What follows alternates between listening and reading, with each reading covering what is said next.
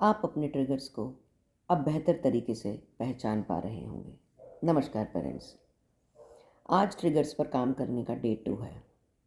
Day 1 में हमने आपसे कहा था कि अपने ट्रिगर्स को आइडेंटिफाई कीजिए कि वो कब आते हैं, किसे देखकर आते हैं, किस सिचुएशन में आते हैं। उनको जस्ट आइडेंटिफाई कीजिए और फिर नोटबुक में लिखिए कि आज आपको गुस्सा किस बात पर आया, आपके ट्रिगर्स कौन कौन से थे। ये हमने डे 1 में कंप्लीट किया था। ट्रिगर्स लिखने से फ़ायदा क्या होता है?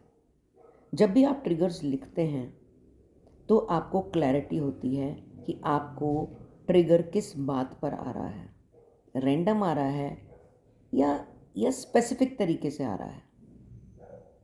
ये एक बहुत पावरफुल इन्फॉर्मेशन है आपके लिए।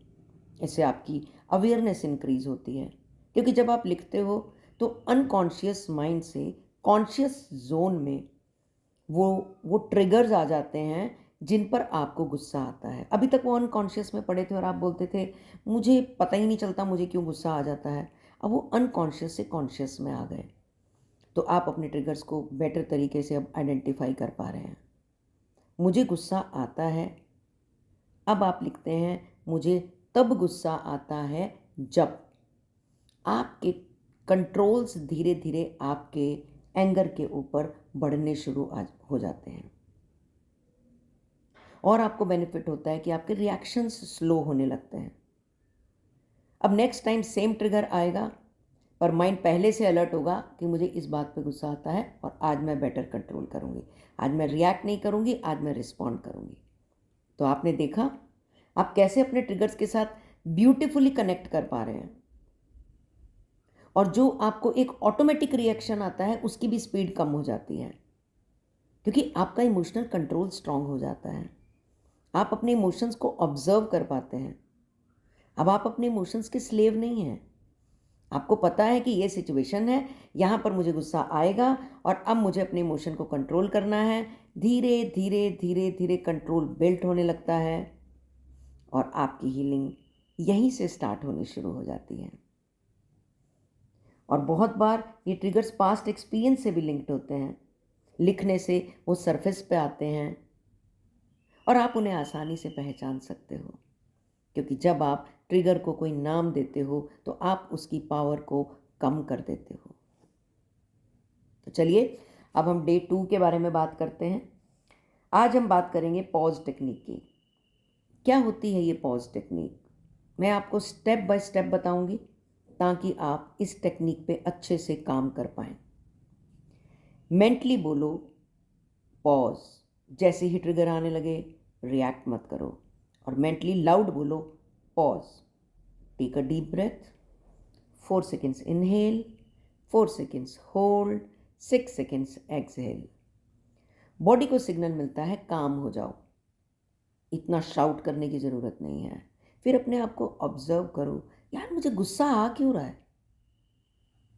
और गुस्सा करने से जो रिजल्ट होगा उस रिजल्ट को देखने की क्षमता पैदा करो, क्योंकि डे 1 में हमने आपको ट्रिगर्स को कंट्रोल करना सिखाया है। आज डे 2 के अंदर हम देखेंगे कि जो ये ट्रिगर्स आ रहे हैं वो एक एक सिग्नल दे रहे हैं, आपकी बॉडी को सिग्नल दे रहे हैं। आपने उस सिग्नल को पहचानना है और बॉडी को काम करना है।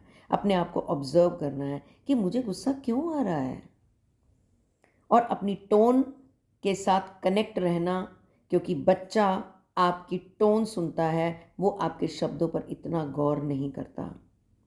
धीरे और सॉफ्ट बोलिए।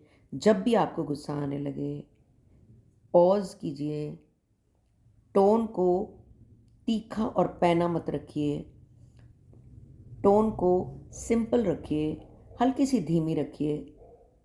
और ये सोचिए कि जो मैं बोल रही हूँ इस सामने वाले को सुन रहा है या उसे चुभ रहा है।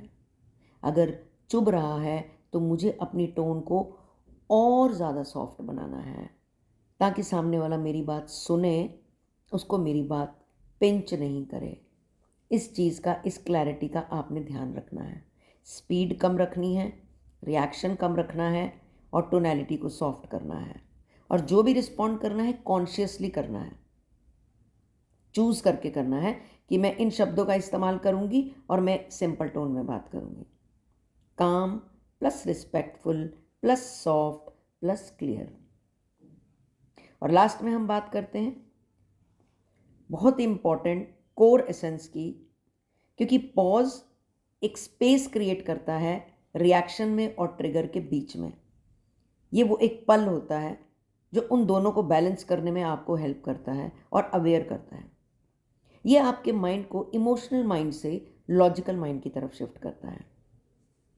ओके, तो इन सब चीज़ों का अगर आप ध्यान रखेंगे, ट्रिगर्स का ध्यान रखेंगे, उनको अच्छे से ऑब्जर्व करेंगे, उनको वैलिडेट करेंगे, अपनी टोनैलिटी पे काम करेंगे, पॉज करेंगे, इमोशंस को कंट्रोल में रखेंगे, रिस्पॉन्ड करेंगे, रिएक्ट नहीं करेंगे, तो आप देखेंगे विद इन 10 डेज आपको अपने बिहेवियर में, नेचर में, हर चीज़ में एक कामनेस नज़र आने लगेगी। और पॉज टेक्निक के बहुत अच्छे फ़ायदे होते हैं।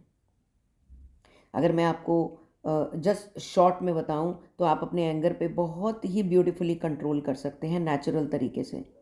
आपका बच्चा आपके साथ सेफ फील करता है, उसको डर नहीं लगता आपसे, क्योंकि बच्चों को जब डर लगता है तो बच्चे झूठ बोलना शुरू करते हैं, स्टोरीज कुक करना शुरू करते हैं। तो बच्चे जब आपके साथ सेफ फील करते हैं तो वो आपको ऑनेस्टी से सब कुछ सही बताते हैं और आपका कम्युनिकेशन रिस्पेक्टफुल हो जाता है। और जहाँ रिस्पेक्ट होती है, कनेक्शन वहाँ पर अपने आप स्ट्रॉन्ग बनने शुरू हो जाते हैं और गिल्ट और रिग्रेट से आप बाहर आते हैं, क्योंकि डांटने के बाद हर माँ, हर पिता अफसोस करता है कि मैंने अपने बच्चे को क्यों डांटा, और वो गिल्ट में रहता है, रिग्रेट में रहता है और सारा दिन परेशान घूमता है कि क्या मैं अपने गुस्से पे कंट्रोल नहीं कर सकता था, मुझे बच्चे को मारने की क्या ज़रूरत थी, मैं इतना तेज़ क्यों बोला। पेरेंट्स खुद ही कंफ्यूज रहते हैं। हम बच्चे से इतना प्यार करते हैं, सारा दिन बच्चों के लिए काम करते हैं, जो भी कर रहे हैं बच्चों के लिए कर रहे हैं, पर जब एंगर आता है तो कंट्रोल नहीं कर पाते और आपकी एक स्ट्रॉन्ग इमोशनल बॉन्डिंग क्रिएट होती है बच्चे के साथ। ये बॉन्डिंग ही है, ये कनेक्शंस ही हैं जो बड़े होने तक बच्चे से आपको जोड़े रखेंगे। बड़े होकर वो आपका कहना मानेगा कि नहीं, आपकी सुनेगा कि नहीं, वैल्यू सिस्टम को फॉलो करेगा कि नहीं, दुनिया की भीड़ में कहीं खो तो नहीं जाएगा, कहीं आपको इग्नोर तो नहीं करने लगेगा, या फिर इतनी डिस्ट्रैक्शन उसके जीवन को इधर उधर तो नहीं कर देंगी। वो गॉड के साथ अपने आप को कनेक्ट फील करेगा कि नहीं, सोसाइटी में वो कैसे मूव करेगा। ये सारी चीज़ें इस पर डिपेंड करती हैं कि आप बच्चे के साथ कितना कनेक्शन बना पाते हैं, क्योंकि वो आपकी तभी सुनेगा जब वो आपसे कनेक्ट होगा और करेक्ट करने से पहले कनेक्ट होना बहुत ज़रूरी है। और ये पॉज टेक्निक बहुत पावरफुल है आपके बॉन्ड को क्रिएट करने में बच्चे के साथ, और आपके रिलेशन को बच्चे के साथ और बेहतर और बेहतरीन बनाने में। तो इस टेक्निक को यूज़ कीजिएगा। इन सभी टेक्निक्स को 7 डेज तक हम हर दिन एक एक टेक्निक करके बताएंगे। जो लोग भी एग्जाइटी से, ट्रिगर से परेशान रहते हैं, वो धीरे धीरे इन टेक्निक्स को यूज़ करें और आप देखेंगे 7 डेज इन टेक्निक को यूज़ करने के बाद, और फिर आप 21 डेज तक इन्हें रिपीट करेंगे, तो आपके बिहेवियर में, पैटर्न्स में, नेचर में और आपके रिलेशंस में, सब में बहुत बड़ा डिफरेंस आप देख पाएंगे। तो चलिए अब मिलेंगे डे 3 में नई टेक्निक के साथ। आप हमारे YouTube चैनल को सब्सक्राइब कीजिए और इसको शेयर भी कीजिए उन लोगों के साथ जिन्हें इसकी ज़रूरत है, क्योंकि आज के इतने हेक्टिक शेड्यूल में एंग्जाइटी एक बहुत कॉमन चैलेंज होता चला जा रहा है। तो अपने दोस्तों को शेयर कीजिए, फ्रेंड्स को शेयर कीजिए, जो भी इसकी नीड में है, जिन्हें भी इसकी ज़रूरत है। नया नज़रिया से जुड़ने के लिए, हम पे फेथ करने के लिए आपका बहुत बहुत धन्यवाद।